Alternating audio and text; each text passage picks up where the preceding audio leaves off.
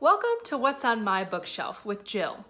That's me, I'm Jill, your host and proprietor of the things on my bookshelf. This will be a weekly, well, really the time frame is TBD, video series where I will bring you what's on my bookshelf. It could be books, it could not be books. Stay tuned to find out. Well, hello.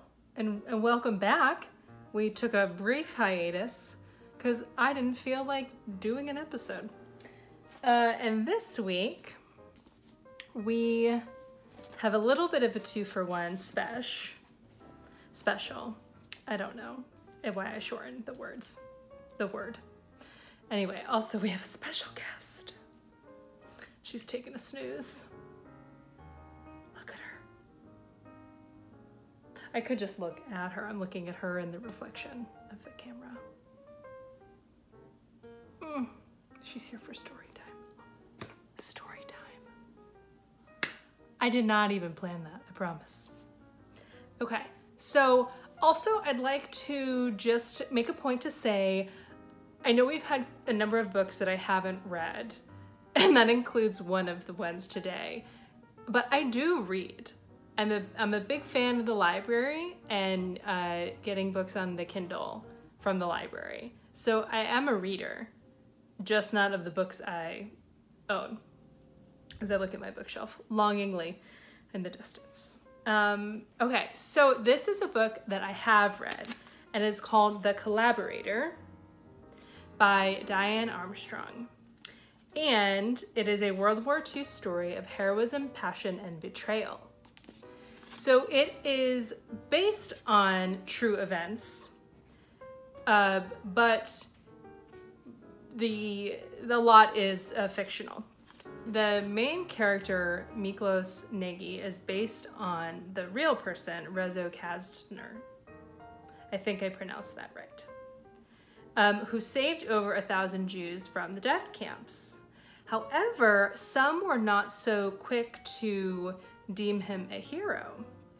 And so, hence the betrayal, hence the betrayal portion, and the name of the book being The Collaborator. So it was a really enjoyable read, and it follows the granddaughter of one of the women. Oh my God, am I gonna ruin it for you?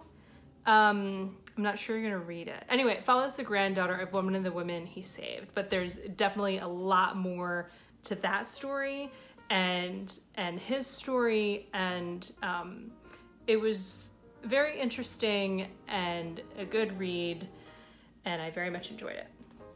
Okay, so just before 6, when Annika comes down to the lobby, she finds it crowded with Americans who are laughing, shouting, and calling out to each other across the hotel foyer. Typical Yanks, brash and noisy, acting as if they owned the place. She is not wrong there. But despite her initial reaction, she warms to them. They don't seem to mind that an outsider is joining their group, and soon she becomes the center of attention on account of her accent.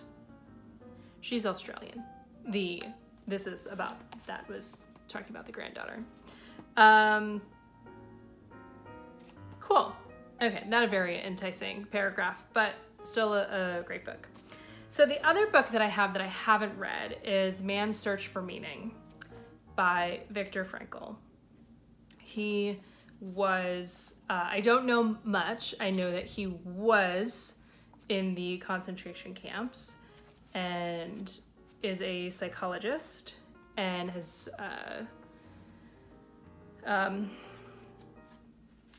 and I thought I would read The Meaning of Love.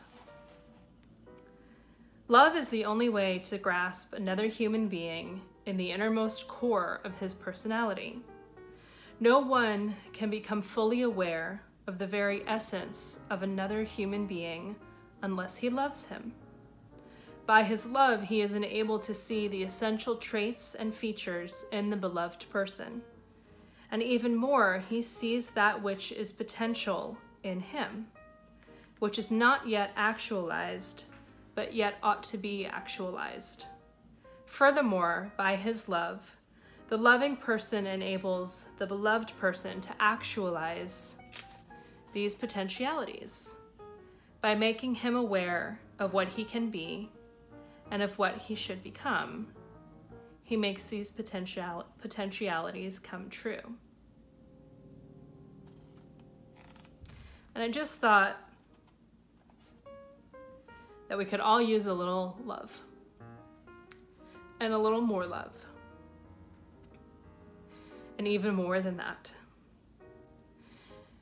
And I am verklempt. I am a big fan of Yiddish phrases. I'm not Jewish, but oi, we can throw an oi in there. And I've kept these really light and airy. And I just think it's important that we do remember love for ourselves and for each other. Thanks for joining me on this episode of What's on My Bookshelf with Jill. Read you next time. Get it? Read you, like see you next time, but read, because we're talking about books. Okay, bye.